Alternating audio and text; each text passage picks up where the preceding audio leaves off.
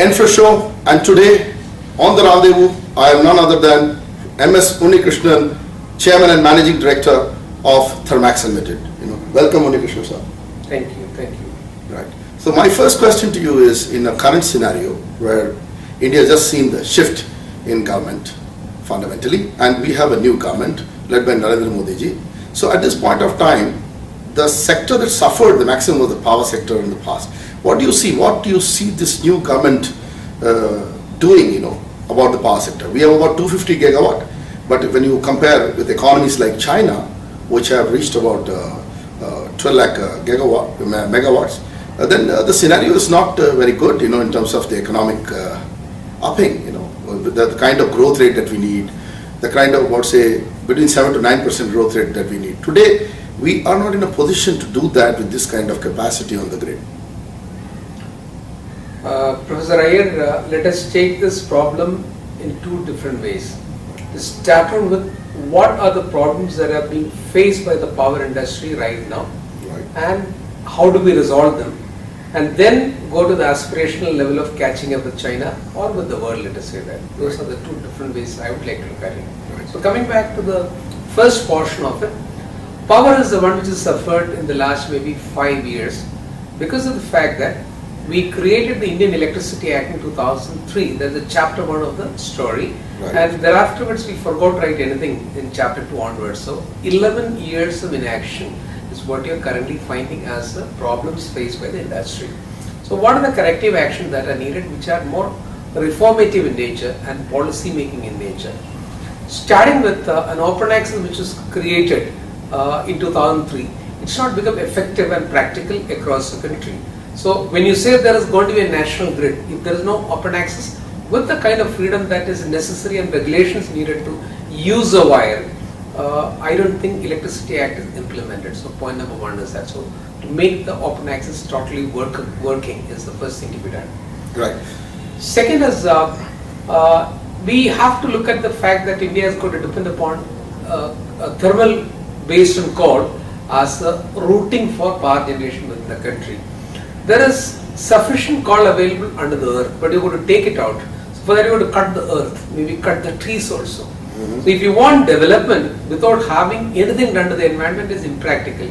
But how to have the minimal impact done to the environment and then extract the coal is the next option available.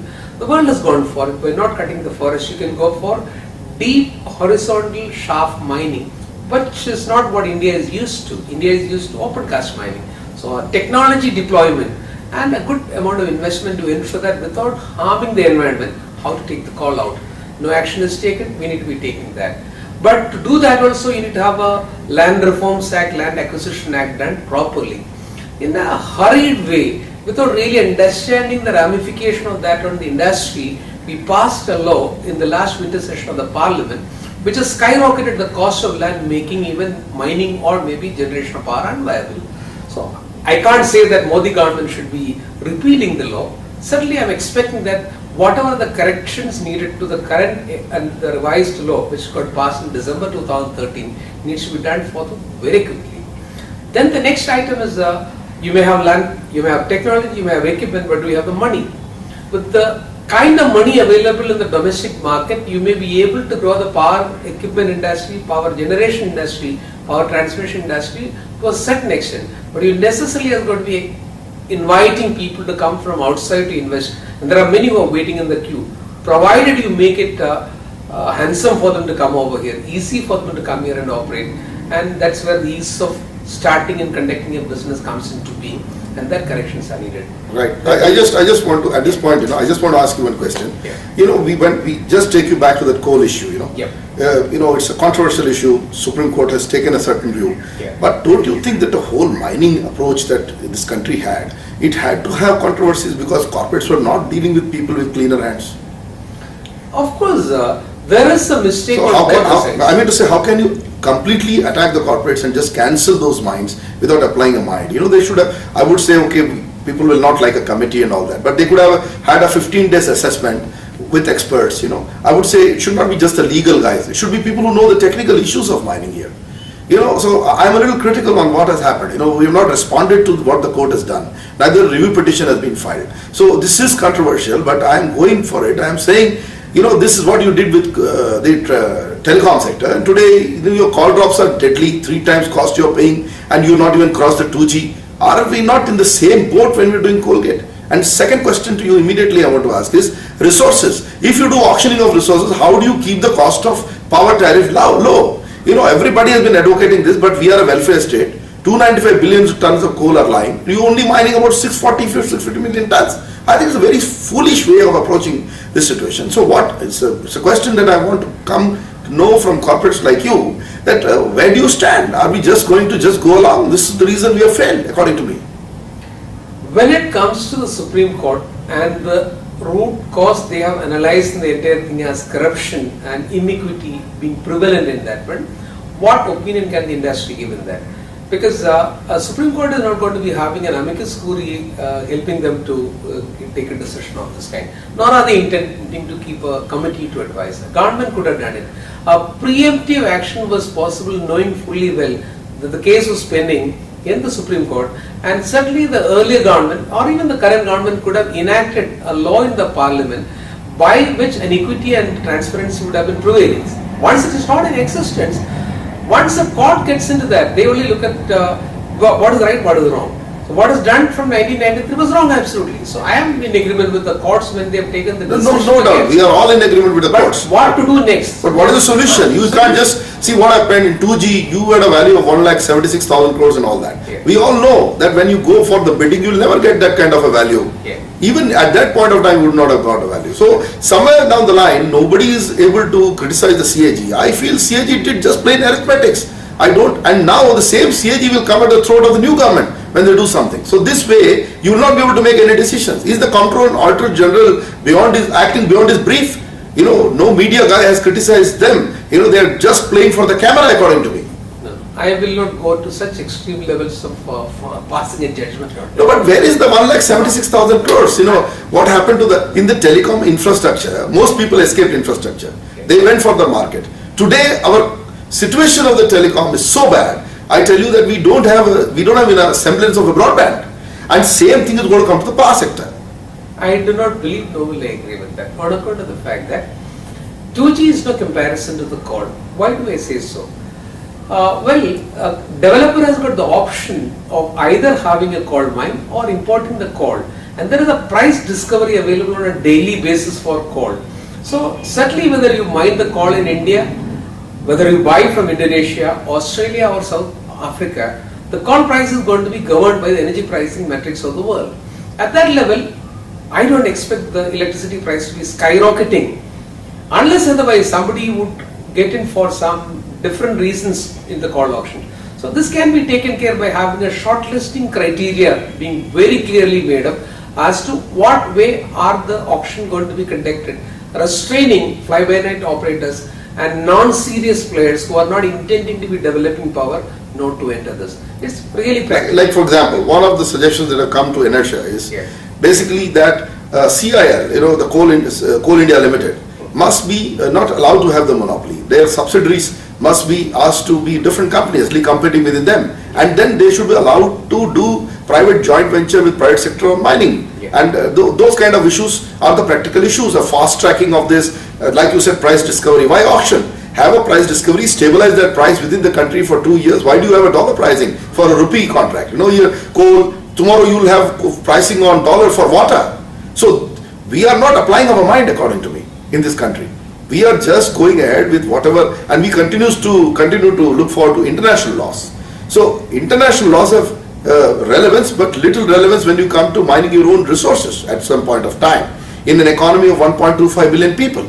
So it is a completely capitalist view. I am saying let us do a price discovery. For example, in your turbines, if they had done a price discovery, everybody would have had orders. Now Thermax is suffering and another 5 manufacturers suffering. Just probably only Toshiba has got the orders. L&T is still waiting for orders.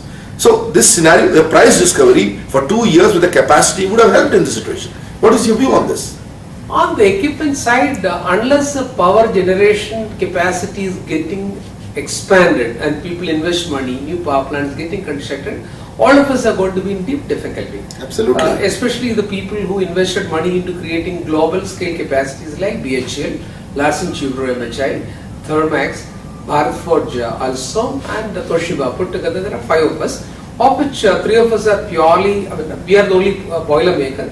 There are 2 of them having boiler turbine and 2 of them having only turbine. Exactly. So the total investment has gone in directly is this in excess of 27,500 crores of rupees, and in ancillaries who are depending upon us could be an equal amount being invested. Right. So 55,000 crore is the investment lying idle today, Right. and well, it's a bank's money also. Yeah. Fundamentally, it is a common man's money. Yes. And I would say that first is to correct the system and government intervening to ensure that there is a price parity, price discovery, whichever way, or even competition, but let there be power plants in. First of all, the capacity. See, the quickest way is instead of the L1 model, which has failed, Yeah. the lowest model, it has only invited more Chinese. We had an RTI. Yeah. The query to the RTI resulted in the Shinde's time, it was something like 68 to 70 gigawatt of equipment, Yeah. which we calculated 4,20,000 crores worth of money, which you're going to pay to China. You're going to have the Chinese economy, not the Indian economy. Yeah. And here you asked all our manufacturers to expand. Yeah. And we at ENERTIA have been fighting for this with the previous government. You know, all these issues that they have to do something. It's a question of, and the technology is low. Everywhere these turbines have failed.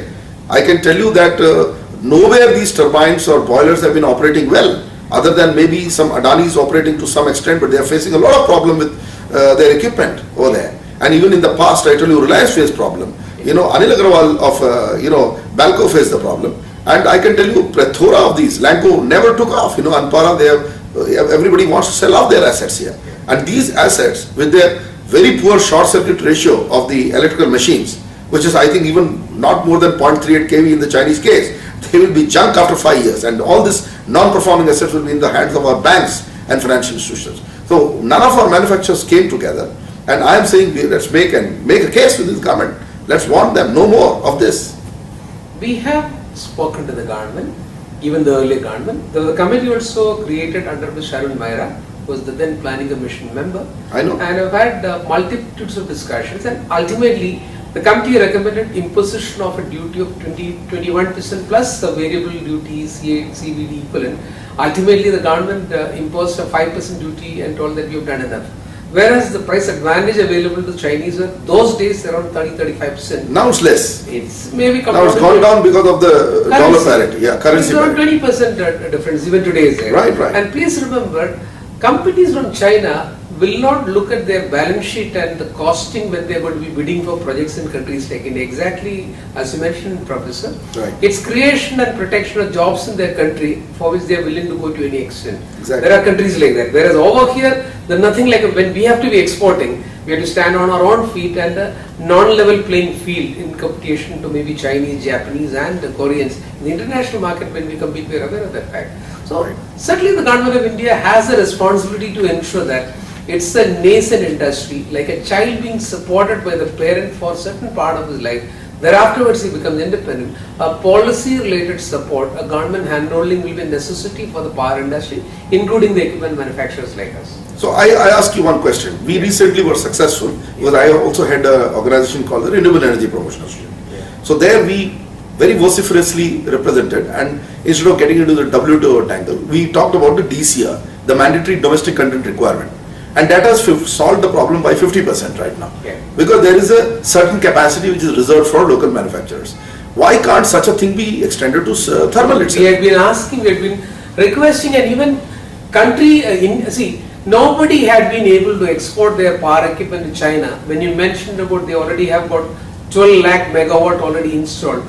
Maybe in prehistoric days they would have imported something from somebody. But after 1979, when Deng Xiaoping started developing the country, when the virtual capacities had got created in China, not one company in the world had been able to export even a fastener, forget about a power plant, into China. So it is all domestic. How did they manage it? So why aren't we learning? Right. And nowhere in the world have had so many international players and coming in and doing that. So it's incumbent upon the government. I'm very confident about with the new statement made by our Prime Minister, Make in India. Certainly, the people who already have created capacity should be supported. Like for example, just about a few days back, and we were pitching for this, and the minister has already embraced a target for 2019 of doubling this current capacity of 250. Yeah. gigawatt to 500 gigawatt. So that shows that they are serious, you know. Yeah. So, but when they are serious, one of the key issues is how to tackle this Chinese issue. Yeah. For example, if these 70 gigawatt is ordered, I think there is a solution, simple thing. Why not the industry? Because most of the industry who have placed orders on them, now many of the 70 gigawatt orders have just got marginal advances because we were in bad shape. Why not we look towards a clever move of cancellation of orders where our people can give a better price and encourage through lower interest rate and other means. Why not play a The tactical game? simple way is the Indian bankers who are aware of the problems faced by the Chinese equipment in India so far, refusing to be funding any equipment going to come from there. Absolutely. Because fundamentally, the banks in India has collected the deposit from Indians. So that should be going back to Indians in terms of jobs and wages. Right. See, the majority of the banking system in India is controlled by the government only. Right. So the bankers association only need to be telling that, look, it's our money for the next 10 years, 75% of the total investment. And we can't have weak assets, you know, we can't have assets that just And we need companies which are Escape in locally about 5 over years. here, Yeah. who can service the equipment, because equipments like boilers and turbines will be needing service. Yes. And in any case, it has to be having longevity in terms of thinking of design and solidity in design. Second is service available locally. So these two decisions should be able to ensure that, I mean, fundamentally, for reasons which I will not be able to speak on I know. in the air, there may be still people wanting to import from China. It is not only for price, there are other reasons which are not something which I like to talk about. I know, but that is coming down, you know, those reasons are now getting curtailed. Yeah. Because I tell you, the recent order, it was, you know, one of the thermal power plant orders went to Toshiba, where Toshiba was little, I don't want to mention the project. The Toshiba was about 450 crores below BHL, which was actually L3, and L&T was 180 crores above them. So I think, you know, best technology is coming at competitive price now. But Toshiba is manufacturing that in India, so nothing to worry. I'm talking about. Yeah. But I'm giving an example. Why? I'm giving a positive example. I'm saying an Indian manufacturer today, if you consider Toshiba that, Yeah. you know, has done a good work. It was not a Chinese. And like, for example, NTPC tender, I want to know from you. NTPC tenders have been so strict that they never allowed a Chinese to come in. Correct. Because the specifications were such. Yeah. There is a progressive domestic manufacturing program which will have to be signing up with the bank guarantee given, and a deed of joint undertaking to be given between both the partners, Indian and the foreign partner, which will be amounting to, for a classical 460 can be a $1.4 billion commitment to be given as a guarantee by both the partners. So these are the kind of thing which a Chinese company will not be willing to Absolutely, come forward absolutely to. right. And those have confidence in performance of the contract and schedule and technology, and the longevity of the product only will be able to do that. Those are, I agree with you. If everybody in India, even private industry, private sector and state sectors were to follow what NTPC is following, we will continue to be buying equipment which are of good quality and at decent enough prices. Right. Well, currently even the orders which are getting finalized, Professor, are not at any profit level for anybody. Right. We are all But it's to giving fill it- the factory actually. Well, they are all keeping it just to, instead of Absolutely. Keep the factory paying running. salary from your pocket, you are getting it paid from the companies. Nobody is making money. I agree with you. Unless otherwise the people who are in the equipment manufacturing are able to make money, pay back to the banks the loan that they have taken, industry will become sick. And to revive an industry like this only, Especially manufacturing, you know. apart from that, I want to tell you, if you want to attract the future talent who will be creating technology for India, because if India is going to construct all the future power plants based on current technology, we'll be stupid to do that. Absolutely. We're going to improve and develop the technology. Right. Unless we make an industry profitable, it will be attractive for the younger lot of people to come and join and learn. Right. These are in any case brick and mortar, which is not the most sought after by the current day youngsters. So to entice them to come to this, you are going to make the industry profitable where they can afford to pay them like any green industry.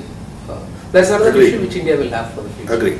Now I have a specific question for you. You know, while we go to the coal story and all this, one of the good stories that has happened is the way solar has moved. You know, Yeah. for example, we have 3 gigawatt capacity, and the ministers embrace one of our white paper reports. He's going to add 50. He says we will add 15 gigawatt more by 2017 itself, and double the target, more than double to 50 gigawatt by 2022 for solar. Yeah. And this includes solar thermal, let me Yeah. tell you. Yeah. So I want to know, because Thermax has been very active in the solar thermal area. Thermax is a technology provider. At every stage, Thermax has been seen coming up with some kind of technological, I would say, product within India. You know, you've been a company which has been admired in these areas. So what is the current view of Thermax, you know, especially in an area like solar thermal? Because although solar PV is doing very well, you are not seeing much of solar thermal coming up, and just we are rewarding one more project of mega engineering on 27th at the ENERTIA Awards. And last year we rewarded the Hira Group project of 50 megawatts. So barely we come to 100 megawatt of solar thermal. The way solar PV has brought the cost down and come almost closer to an inflection point comparable to the conventional thermal electricity, Right. Thermal had not been able to do well. There are two reasons for it. The development of PV was done much earlier, not for the purpose of solar, it was for embedded panels in the PCB, printed circuit boards of electronic equipment that's developed. Polysilicon got developed that way. So polysilicon was a readily available item and the cost of that has come down only, not gone up. Whereas solar thermal was a stranglehold of 2 or 3 companies, especially the only bankable system is a parabolic trough using mirrors. And this became the monopoly of 2 or 3 companies, and the vacuum tube became the monopoly of 2 companies. Right. They have not done any research or development, and they continue to be increasing the price rather than reducing it, make it unattractive and not bankable when the PV prices are coming down. Let me come back to what Thermax has done, Thermax is doing.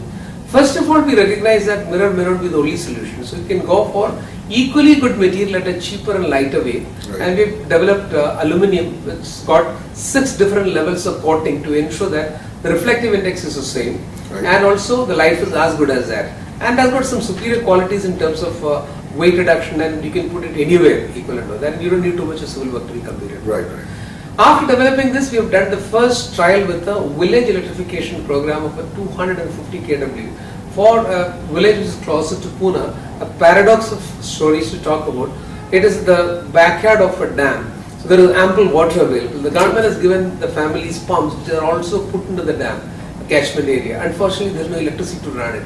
So we've taken 3 acres of land from the villagers who contributed for that, and with the government funding, we've created a first of a kind, from first principles of engineering created by the company, parabolic trough based system. And whenever there is a cloud cover or maybe a rainy day, we've given them 2 boilers which can combust the locally available bio waste so that they can have a continuous power. This plant is designed, erected, commissioned and done by the company, and is also operated and maintained by Thermax for the next 5 years to ensure that villages are taught. In fact, we are teaching in the classrooms in the school, over the village school, as to what is solar energy and solar related Right. energy possibility. Based on the success of this, European Union has commissioned us to do another plant of 3 megawatt capacity hybridized, little modern than this also, in the state of Bihar, where the government of Bihar is also participating. It's an 8 million euro project which we have started construction now. It will get completed in the next 14-month period. Yeah. So I just want to know, the first plant is already on and it's working fine. Yeah, it's working for the past 2 years. Great, great. And it is performing very well. Perfectly okay. Beautiful. Second one will be commissioned in 12 to 14 month period. I don't end over there. We have also, see, energy is not electricity alone. We have to recognize that. Energy is You look at heat. Yeah. Energy is heating, energy is cooling, energy is traction, and energy is electricity is like a currency, Absolutely. a barter, like a dollar, which can be taken anywhere in the world and can be converted into usable energy. See, most of the solar thermal technologies created across the globe are for heating purposes because the developed world is cold and they need heating. Developing world is hot and you need cooling. Right. See, that is where, how can you create a solar energy oriented cooling system is what we've been struggling for, and we created the first ever solar thermal based cooling system at National Solar Research Center in Delhi, Right. a 30-ton capacity with the concentration. It's running for the past year. We got the first commercial break with another international company for their development center at Hyderabad. It's commissioned 100 tons of air conditioning. Good. But even today it is not viable. Unless otherwise you have a mass production done for it, the market created. So, and also some policy support from the government, it may not become viable for some more time to happen, but we're working on that. Right. See, we created a first of a kind in the world, triple effectual, and nobody in the world has created it, where you need only 2.7 kilograms of steam per hour for a ton of air conditioning to be done, whereas the world is even today remaining at 3.5. We can be proud as an Indian company, and Indians can be proud about the creation of the technology run by our company. And I do expect that maybe 4 to 5 years down the line, you will have almost closer to commercial viability air conditioning system working on solar thermal, which is what we are currently working on. Right, great.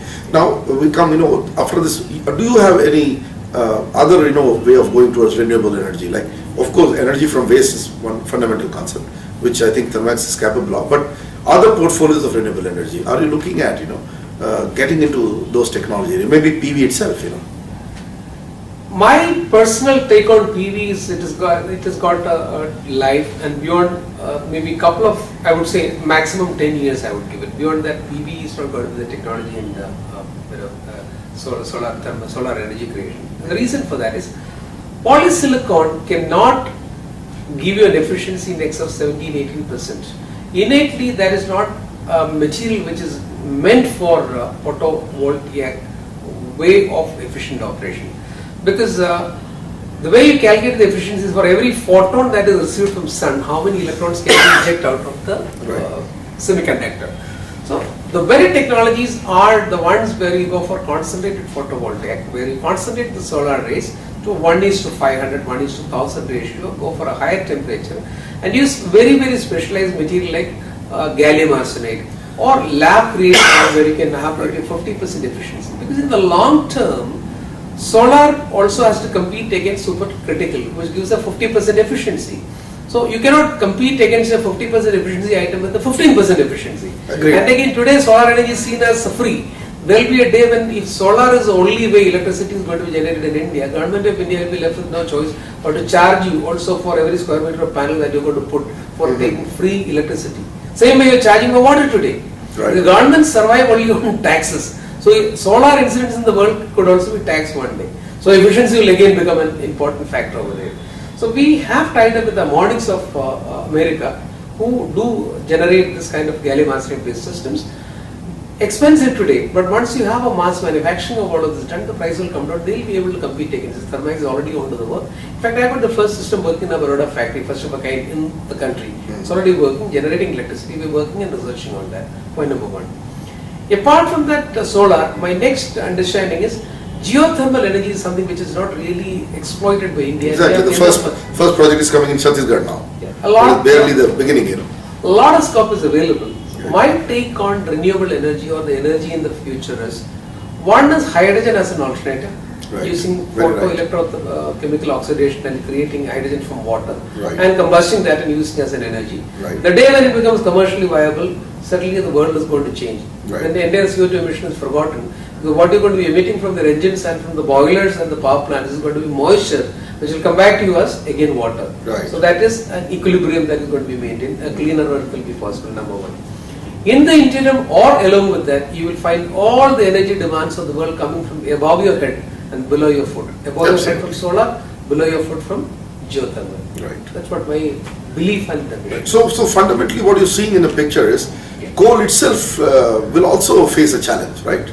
Absolutely. Versus all these technologies. You cannot have thermal based on coal continuing to be the support for the globe's energy demands. I would give it a life of maybe 25 to 30 years, and beyond that you have to find. We have to leave the earth for our children and grandchildren. For them to be surviving over here. So whatever damage is done, we may continue to do in a controlled way with better technology. But there has got to be a day when we don't take any coal anymore and combust it. And it will happen. I'm very confident about it. Right. Now I have a point. No, let's look at Thermax. You know, we have stopped in this the macro issues. But how does a company like Thermax, this was some of the worst times that was faced in the manufacturing sector of the economy. I would say the other parts of the other sectors of the economy, including project management, EPC companies, they had various ways of survival. But I think manufacturing was worst hit, and we are now Prime Minister talking about Make in India. How does Thermax view? Because you're one of the leaders, and you have faced all the ups and downs. You've invested a lot, in state-of-the-art factories and bringing up the ultra mega supercritical plus other areas of technology which we talked about right now. What keeps a company like Thermax into the business, into the faith in investing, and especially I would also say how much you're spending in R&D, because this is the main aim. And then is there a government intervention necessary to get this act together, for India, for indigenizing or bringing world-class technology from India? My opinion is government has got a role to play to ensure there is a good market available, growth available. Investment will pay back if there is a market available, and we have to compete against everybody. You have the capability to do that, and we are innovative and we can create technologies for it. So government's role is to ensure there is growth in the country. So the market will be there. Once the market is there, we don't need the government, unless you're talking about some new technologies, hand-holding, point number one. Second, you ask the question, what's our faith? Well, the 1.25 billion people whom you mentioned to me earlier, our mouths to feed and hands to work, which will create a domestic economy of consumption. And that consumption will create capacity, and capacity building will be needing people like us to be providing equipments. So that's where our faith is totally. And apart from that, let me tell you, even today, almost 2/3 of the world is yet to be developed. So the rest of the world which is getting developed, other than India also, will be needing energy and environment products. And we are there. So we are not going to be an Indian company alone. We are internationalizing. 2/3 of my income is from India, 1/3 from outside. My aim is to make it into 50-50, and one day we'll be a truly global company, and we won't commit the mistakes that were committed by the Western world earlier. We will create energy efficient products at much cheaper price than what they could even dream of. That's where the R&D comes in, and we are investing a lot into that. So I may not be able to disclose the number, but I can say that I got 127 people working in R&D for the size of a company, and they are not engineers alone, they are scientists today. And we are also working with n number of universities across the globe and technology institutions doing fully well. Collaborative research is more practical than doing everything in-house. Agreed. Because you don't have the bandwidth available. So what is the, if I ask you in that sense, you said 127 researchers are simply dedicated working in Thermax. What is the size of the number of engineers in Thermax, total number of engineers? 3,500 as of now. Okay, so that's quite a good size that you have 127 people dedicated to research. So fine, in this country we are not able to find out what is the percentage of total turnover of a company that is being invested in research. Well, that could give a good indicator to the government of what it should do, because there could be plans where government can, any company spending an X or going through a threshold can be given equal quantum of money for getting into new technology. I have that view. But anyway, we'll see how the Modi government reacts to this. But my point, one more point for you is, how do you see, this, we talked about engineers, we talked about lack of interest, we talked about, the other industries look more like phase 3, and our engineering industry doesn't attract because of so many issues, many times people, and then the issue of, remuneration and salaries. But I don't see that now, again, people are coming back to longevity, stability, and I would say place to work, good places to work. That's what happened with NTPCs. It's come out as the best place to work in. I'm seeing people again coming back and trying to join government. That's what I come to know from them. Lateral entries are happening. So don't you think that there is a reversal of, I would say, like a fashion and fad, that people want to come back to, not bother about what they are being paid, but they are more, there is a certain type of crowd who started coming, which wants to go to satisfaction in job.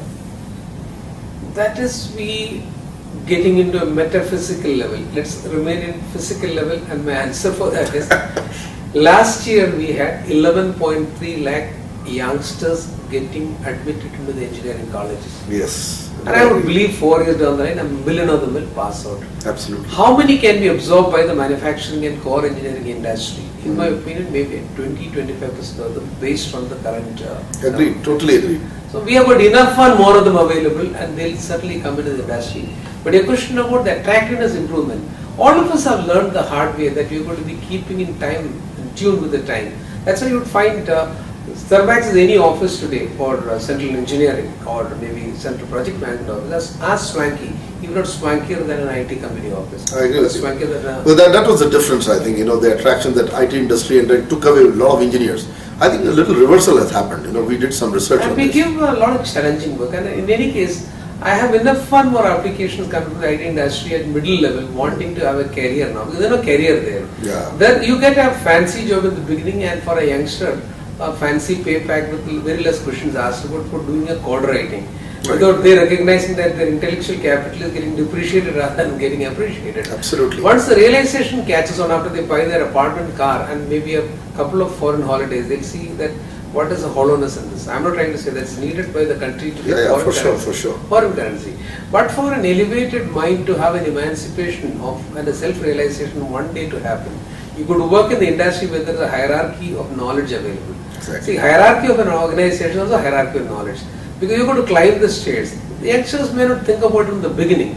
Once they get used to a place where there are no ladders available for you to climb, you look around for the ladders available, which will be crowded by that time. So right. I am unduly worried about whether we get good people. Good people will be available. We need to search for them. And apart from that, in any case, unless otherwise you are able to attune your organization with electronics engineering, mobility, knowledge, equivalent of that, in tune with the rest of them, you will not be able to attract. You may be able to attract, but Imagine that if a company were to have archaic systems in the company, paper-based systems in the company instead of an ERP. And if you want to do design and engineering even today using maybe a very basic model of AutoCAD instead of maybe a 3D modeling, a smart plan calculation is equivalent. These are the kind of things which are available. So once they get into an animation in engineering, what they would have learned in the engineering college is fundamentally how to make a sketch. But sorry, we are going to design a machinery and not by the hand. It is by knowledge and by maybe the latest tools available. I can vouch for it, the youngsters will never want to leave that. Right, wonderful. And last question for you. What is one thing that you in the current scenario? What is the one thing that you would like to change in the economy? What is the one little? Maybe there are 4 or 5 things, but one important change that you want to see in the Indian economy. All political parties and all stakeholders, including the industry, think for India, not for their personal gain. And you got an excellent Prime Minister who is a real Indian. In my opinion, one of the finest of the Indians currently alive, who cares for the country's future, stand behind him and have patience and support, and things will change for India. Wonderful. Unnikrishnan sir, that was a very, very special exclusive interview on this ENFRA show, Rendezvous. And this is Professor A.G. Iyer, Editor-in-Chief and Publisher of ENERTIA, signing off with M.S.Unnikrishnan, Chairman and Managing Director of Thermax Limited. More in my next interview. Bye-bye for now.